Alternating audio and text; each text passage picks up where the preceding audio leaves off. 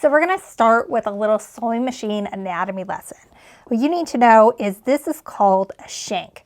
And a shank is a thing that you put on the attachment that attaches to your feet.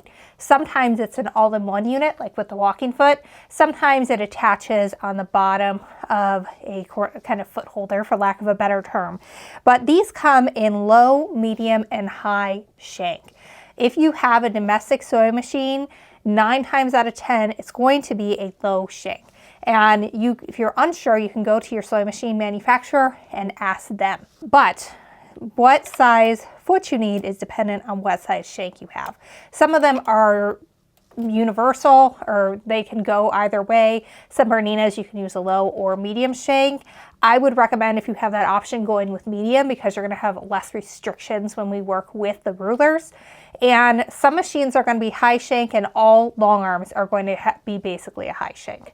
But what you're going to do, this is a universal ruler foot, meaning it's not made by any one manufacturer. It's just meant to fit with any style machine, whether it's a low shank. So this part here is going to fit over my screw. So I'm going to put that on there. Here's kind of the trick too, is you have to have the needle in there. It's a little tricky to get on. So I kind of put the needle in, because we want the needle to be in the center. And then you can see it's kind of sitting nicely on top of that screw.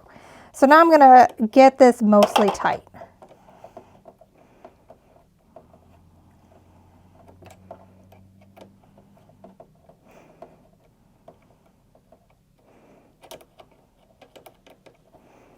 All right, so I've tightened that all the way, but I'm going to do one more thing here before I'm really ready to go. So when I tightened this, I had that little U where it was that little archway in between sitting right on top of this screw.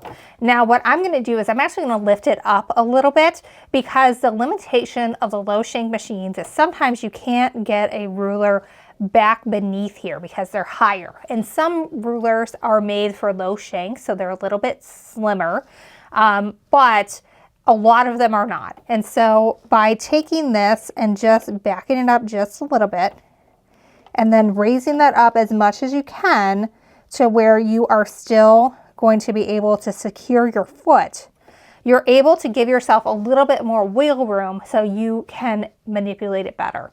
Now, when I do this Rulerwork course, we're going to talk about how to make sure we're just using our side and our front, so that way you don't have to worry if you're not able to raise your ruler foot up in the back. But know that if you're working on a low shank machine, you're going to have to be cognizant of that when you're working, to avoid trying to have the ruler go too far behind your shank. But that's all there is to it. Now keep in mind, your ruler foot may go on differently depending on what type you have and what model you have, but that's generally what you want to do. And especially if you have a low shank machine, try to get that raised up as high as you can, and you'll have an easier time. All right, next up, we're going to actually start sewing.